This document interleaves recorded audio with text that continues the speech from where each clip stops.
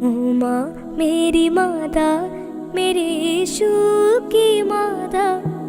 ओ माँ मेरी माता, मुझे यीशु ने दिया माँ।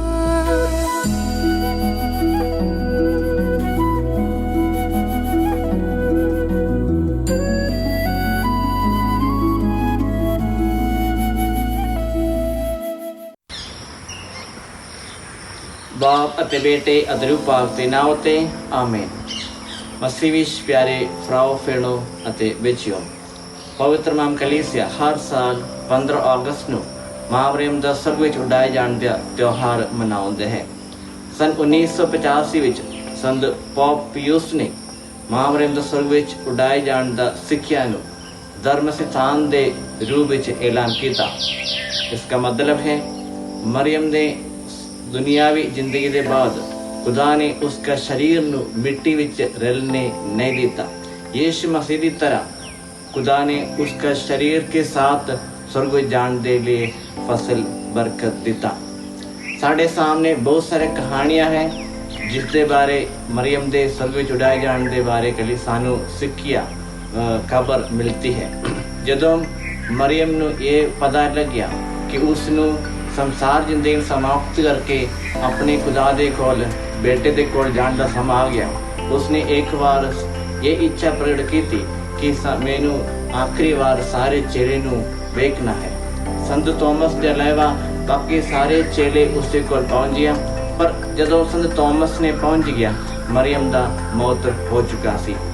फिर भी संत थॉमस ने अपने जिद दे नाल उस दसिया कम से कम मैनू उसका शरीर तो देखना है। सो संत थॉमस इच्छा अनुसार जदों खबर खोली जिस जगह पे मरियम दी लाश शरीर रखी हुई सी, वो खबर नू उस कमरे नू खाली देख लिया, उत्ते कोई शरीर नहीं सी। पर सवाल ये अगर मां मरियम दा स्वर्ग विच उड़ाई शरीर दे नाल नहीं गई तो फिर उसका शरीर किधर गई। सो खुदा ने साढ़े सामने ये बड़ा एक सिक्खिया है, साढ़े सामने ये बड़ा सबूत है कि खुदा ने मरियम के शरीर नू मिट्टी जलने दिता। खुदा इतना बड़ा एक बड़ा सोफा इतना बड़ा फसल मरियम नू क्यों दिता। सानू पता है मौत पाप दा नतीजा है। दुनिया दे विच मौत तब आ गया जदों अपने पहले माँ बाप ने अपने पहले पाप देकर दुनिया विच मौत आ गया। पर मरियम ने खुदा ने अपने इकलौते बेटे दे मां बनने के लिए चुन लिया सी। तो उसनु अपने जन्म तो पहला ही मरियम ने बिना पाप दुनिया में आने के लिए मौका दिया। सो मरियम बेदाग दुनिया में जन्म लिया और उसने अंतिम तक उसने अपना इस पौधा को कायम रखा। सो मरियम दे मरियम दे शरीर में पाप का कोई दाग नहीं सी। सो पाप का नतीजा जो मौत है उसनु चकने के लिए मरियम का हाल नहीं सी। सो खुदा ने मरियम का शरीर मिट्टी विच रलने नहीं दिता। और दूसरा सानू पता है कि जो पवित्रता जो शुद्धता मरियम ने स्वीकार किया अपने जन्म दे रहे, उसने अंतिम तक जो शुद्धता ने कायम रखा, संभाल कर रखा। अपने पहले माँ बाप भी बिना आदि पाप से जन्म हुआ सी, उसका रचना हुआ सी।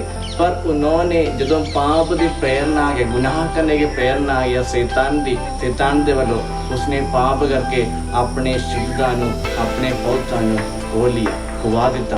पर मरियम अपने जो शुद्धता जो पवित्रता जो अपने दुनियावी अंतिम तक आखिरी सांस तक उसने संभाल कर रखा। सो खुदा ने उसको उसका शरीर में मौत का स्वाद नहीं चखने दिता। और जदों साढ़े सामने ये भी दसदा है, असीं पढ़ते हैं मरियम ने अपने उस्तत दे गीत विच ये गाउंदे हुए सर्वशक्तिमान ने मेरे लिए महान कम किया है। सो मरियम दे ये गीत मरियम दे विच खुदा ने बहुत सारे महान कम किया है। वो तो सब तो बड़ा महान कम यही है कि उसनु खुदा ने अपना शरीर के साथ स्वर्ग जाने के लिए मौका दिता। सो जो फरिश्ते गब्रियल फरिश्ते ने मरियम ने आके दसिया उसकी फसल नाल फरी हुई, मतलब यीशु मां मरियम दा शरीर ते दिल तन ते मन पूरे फसल दे नाल फरी हुई है, भरपूर है। सो उस शरीर नू उस दिल ਨੂੰ उस तन ਨੂੰ मिट्टी ਵਿੱਚ खुदा ने रलने नहीं दिता। और असी ये भी पढ़ते हैं कि यीशु मसीह जन्म तो लेके काली पहाड़ तक मरने तक मरियम हमेशा यीशु मसीह साथ दिता।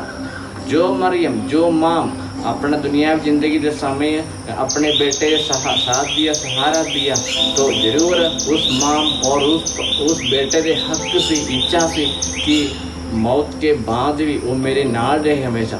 सो यीशु मसीह दी अते माँ मरियम दी यही इच्छा कि शरीर के साथ वो दोनों अपने दुनिया अंदर तक सदी भी एक साथ रहे, वो इच्छा खुदा बाप ने पूरी कीता कि माँ मरियम के शरीर नाल स्वर्ग चले जाते हुए। सो प्यारे भराओ तो बहनों, साढ़े सामने ये सब सबूत है, साढ़े सामने ये विश्वास है कि मरियम दे दुनियावी संसार जिंदगी के बाद खुदा ने ये इतना बड़ा सौभाग्य इतना बड़ा किस्मत खुदा ने देता। सो जिवे मरियम ने गीत गाउंदा है खुदा ने महान काम मेरी जिंदगी करते हैं कीता है, तो ये एक सब तो बड़ा महान काम है जो मरियम ने अपनी ज़िंदगी में खुदा दे वालों उसने स्वीकार किया।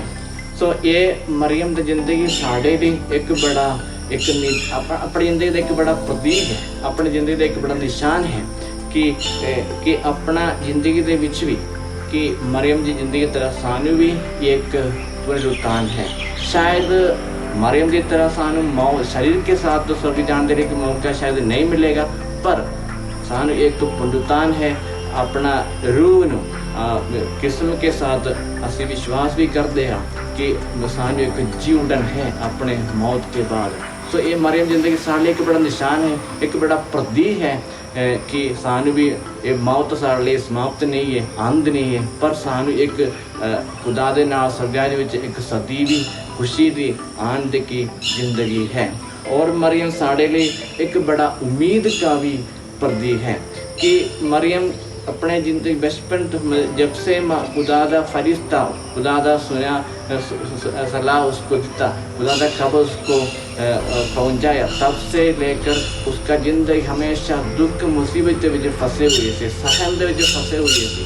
तो ऐसे एक सहन के विचा भी मरियम ने बड़े उम्मीद के साथ बड़े दिलेर दे नाल सारे सहन नूं स्वीकार किया, खुशी दे नाल मान लिया अते हमेशा खुदा दी मर्जी ने पूरे करन दे विच हमेशा सहयोग दिता, मर्जी प्रगट की। सो साढ़े लिए अपने इस दुनिया के इस सहन के समय इस मुश्किल के खड़ी दे विच चाहे हर तरह की मुसीबत असी दुनिया शारीरिक तौर पर दुनियावी तौर पर असी अनुभव करते महसूस करते, पर इस समय सानू मां मरियम एक बड़ा उम्मीद एक निशान है, एक बड़ा प्रेरणा है कि वे सानू इस तरह की कोरोना जैसे बड़े बीमारी को असी सामना करना है। चाहे सारी जिंदगी में साढ़े शरीर में साढ़े तन और मन खराब करने खत्म कर नाश करने की कोशिश करे, जितना भी तकलीफ हर तरह सानू परेशान करे, फिर भी जो असी मरियम तेरे विश्वास नाल उम्मीद नाल इसमें सामना करे तो सानू भी ये सब तुम एक छुटकारा एक दिन जरूर सानू मिलेगा।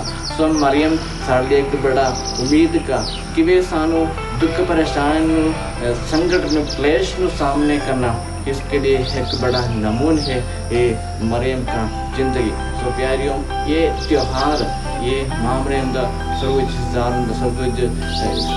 का उठाए जाने का त्यौहार दे दिन आओ असी मां मरियम के आगे प्रार्थना करिए, मां मरियम के आगे सिफारिश करें कि उसकी तरह हर समय खुदा दा मर्जी पूरा करने के लिए एक दिल एक इच्छा एक प्रेरणा हर समय सानू अगवाई करे अपनी जिंदगी में। और दूसरा जो जिंदगी में जाने अनजाने अपने परेशानी मुसीबत आउंदे उस समय सानू मरियम की तरह दिलेर दे नाल खुदा दा मर्जी समझ के हर मुसीबत में परेशानी को स्वीकार करके उसनू खुदा दे प्यार दे विच हिस्सा लैण दे लई खुदा दे सहन दे विच हिस्सा लैण दे लई एक मेरे लिए मैनू भी एक मौका है ये समझ के परेशानी नू संकट नू मुसीबत का सामना करने के लिए स्वीकार करने के लिए एक दिल मेरे को मिले। ये प्रार्थना से मरियम दे सिफारिश राही खुदा सामने की खुदा सारियां नू बरकत दे। सो सारियां नू मां मरियम दा स्वर्ग विच जीवन दा त्यौहार दा मुबारक सानू दिंदा है। खुदा सब तो बरकत दे, मां मरियम दा बरकत साढ़े परिवार नू सारियां नू तंदुरुस्त रखे, हर बीमारी से हर तरह के मुश्किलों से तूफानों से सानू बचा करके खुदा सभी को संभाले बाप अते बेटे अते रूप पाक दे नाम ते आमीन। ओ माँ मेरी माता मेरे यीशु की माता, ओ माँ मेरी माता मुझे यीशु ने दिया माँ। ओ माँ मेरी माता मेरे यीशु की माता, ओ माँ मेरी माता मुझे यीशु ने दिया माँ। आवे मरिया कुंवारी माता, आवे मरिया कुंवारी माता, ओ माँ मेरी माता मेरे यीशु की माता, ओ माँ मेरी माता मुझे यीशु ने